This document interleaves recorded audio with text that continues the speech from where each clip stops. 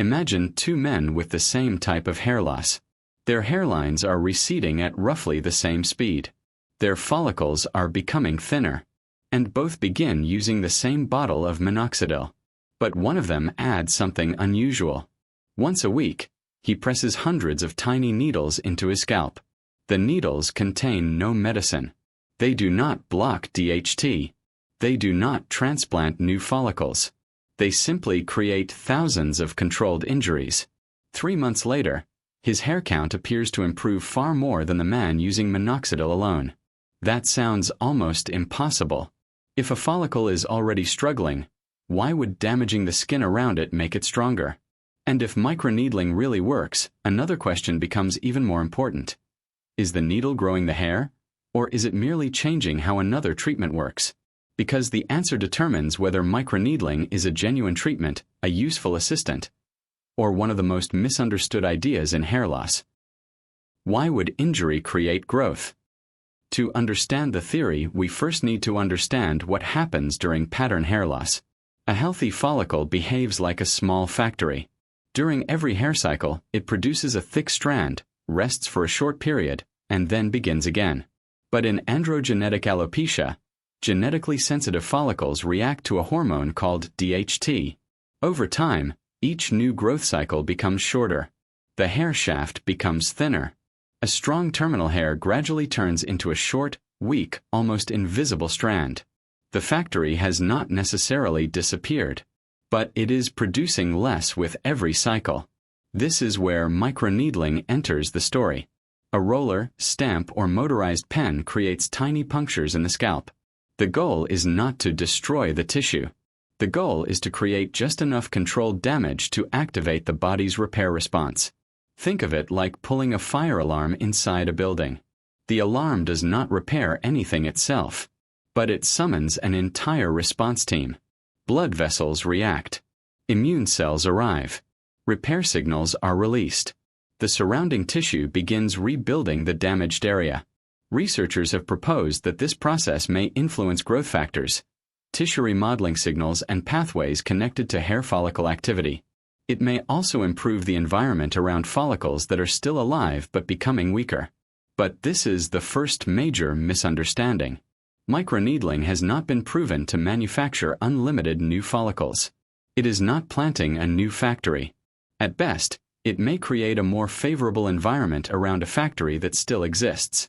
And that distinction matters, because a miniaturized follicle and a permanently destroyed follicle are not the same thing. The needles may not be the whole treatment. The repair response is only one possible explanation. Your skin has an important job, keeping unwanted substances outside the body. The outer layer acts like a castle wall. Most topical products can cross only a limited amount of that wall, which is one reason applying more product does not always produce more benefit. Microneedling temporarily opens thousands of tiny gates. This may allow topical treatments such as minoxidil to penetrate more effectively. In theory, more of the medication could reach deeper structures around the follicle instead of remaining near the surface. And this creates the central problem in the research. When microneedling and minoxidil are used together, and hair growth improves, which treatment deserves the credit? Perhaps the injury activated repair signals. Perhaps the channels increased minoxidil delivery. Perhaps both treatments attacked the problem through different pathways. Or perhaps the results depended on a very specific protocol that cannot be copied simply by purchasing a roller online. The most famous early evidence arrived in 2013. Researchers divided approximately 100 men with androgenetic alopecia into two groups. Both groups used 5% minoxidil. One group also received weekly microneedling using a 1.5 mm device. After 12 weeks, the average increase in the measured hair count was reported as approximately 91 hairs in the combination group, compared with around 22 in the minoxidil-only group. That difference was dramatic, and it helped transform microneedling from a little-known dermatological technique into a global hair loss trend. But the study did not prove that everyone should use a 1.5 mm device once a week. It was a relatively small pilot trial. It lasted only a few months. It tested one particular method in one population. And because the microneedling group also used minoxidil, It could not tell us precisely how much of the improvement came from the needles themselves. The study opened the door. It did not finish the investigation. The internet turned a treatment into a number. After the early results appeared, online discussions became obsessed with one question: what needle depth works best? Some people chose 0.5 millimeters. Others used 1 millimeter, 1.5 millimeters, or even deeper settings. Many assumed that more depth created more damage, more growth signals, and therefore more hair. But biology rarely works that way. Exercise provides a useful comparison. A controlled amount of stress can make muscle adapt. But doubling the damage does not automatically double the result. At some point, additional stress stops being helpful and begins interfering with recovery. Microneedling may have a similar therapeutic window. Too little penetration may produce little biological response. But excessive depth, pressure, or frequency may increase pain, inflammation, infection risk, and scarring without adding more hair growth. And the number printed on a device does not tell the complete story. A roller approaches the skin at changing angles. A stamp moves vertically. A motorized pen repeatedly enters and exits the skin. Hair can obstruct the needles. Pressure varies between users. Scalp thickness also differs across people and across areas of the same head. So too, people using a device marked 1.5 millimeters may not be receiving the same treatment at all. Recent reviews have found promising improvements in hair density and thickness, especially when microneedling is combined with medication. But the studies use different devices, depths, treatment intervals, and combinations.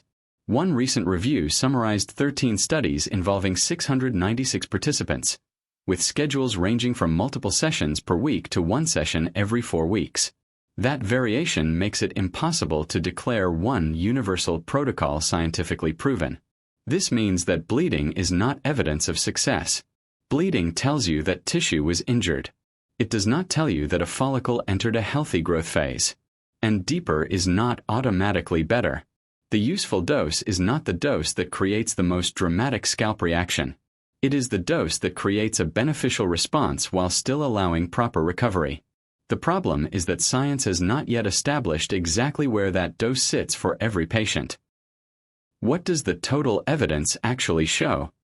When later studies are examined together, a pattern begins to appear. Microneedling alone may improve hair measurements in some people, but the standalone evidence is relatively limited.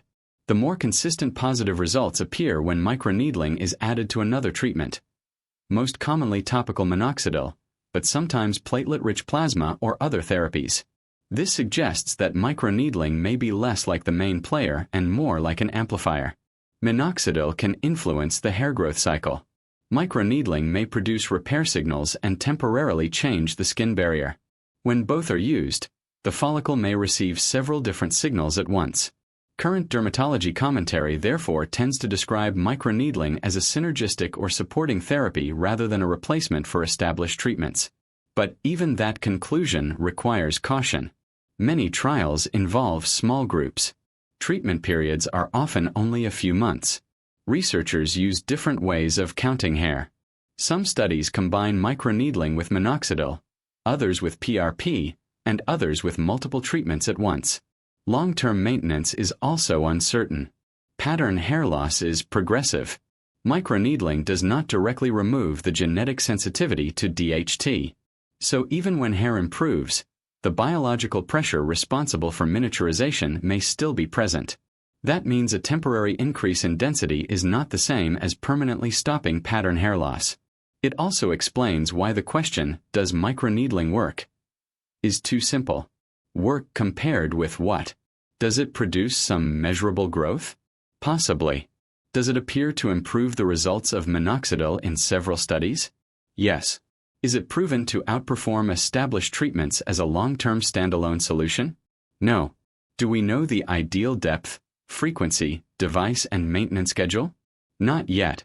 The evidence is promising enough to take seriously, but incomplete enough to reject universal internet protocols. Who may actually benefit? Microneedling is most biologically plausible when follicles are still present. Imagine the follicle factory again. If the factory is operating slowly, improving its environment may help it produce more. But if the building has been completely destroyed and replaced by scar tissue, activating the neighborhood repair alarm will not rebuild the entire factory from nothing. That is why early or moderate thinning may be more responsive than a smooth area that has been bald for many years. But appearance alone cannot confirm what is happening beneath the skin. Androgenetic alopecia is only one form of hair loss. Sudden shedding may be telogen effluvium. Circular patches may involve alopecia areata. Scaling could indicate infection or an inflammatory condition. Some forms of scarring alopecia permanently damage follicles and require early medical treatment. Using needles without identifying the diagnosis could irritate the scalp while delaying the treatment that is actually needed. Microneedling should also not be performed casually over active infections, open wounds, or significant inflammatory scalp disease. People with abnormal scarring tendencies, bleeding problems, impaired healing, or medications that affect clotting may require particular medical caution. Temporary redness, tenderness, swelling, and pinpoint bleeding are commonly reported. More serious problems such as infection, pigmentation changes, or scarring are less common but become more plausible when equipment is contaminated or the procedure is too aggressive. There is another important distinction that many videos ignore. Traditional microneedling creates mechanical punctures. Radiofrequency microneedling inserts needles and then delivers heat into the tissue. These are not the same procedure. In 2025, the United States FDA warned about reports of serious complications with certain uses of RF microneedling devices, including burns, scarring, fat loss, and nerve damage. That warning should not be presented as proof that every conventional scalp roller is equally dangerous. But it demonstrates why the device, energy source, and operator's training matter. The same caution applies to minoxidil timing. Opening the skin barrier may increase drug penetration, but greater absorption is not automatically safer or more effective. It may also increase irritation or systemic exposure. Studies have not followed one universal schedule for applying topical medication around a microneedling session. So a responsible video should not invent a precise waiting period and present it as established science. That decision belongs inside a protocol designed for the individual, not inside a viral comment section. Does it actually work? So, does microneedling actually regrow hair? The most honest answer is this. Microneedling is not nonsense. Controlled studies provide real reasons to believe it can improve hair growth in some people with androgenetic alopecia. But its strongest evidence is as an addition to another treatment, especially topical minoxidil, not as a miracle replacement for everything else. The needles may activate wound healing signals. They may change the follicle's environment. They may improve the delivery of topical medication. But researchers still do not know exactly how much each mechanism contributes. And there is still no universally accepted depth, device, frequency, or long-term maintenance protocol. Microneedling may help a struggling follicle perform better. It cannot guarantee that the follicle is still capable of recovery. Because the real question is not how many holes you can create in the scalp. The real question is whether enough of the hair factory is still alive to respond. Because every answer leads to another question.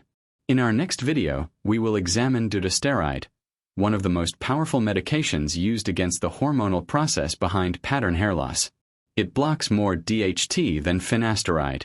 But does stronger automatically mean better? The answer might completely change the way you think about hair loss. If you don't want to miss it, subscribe to HairLab Explained. I'll see you in the next video.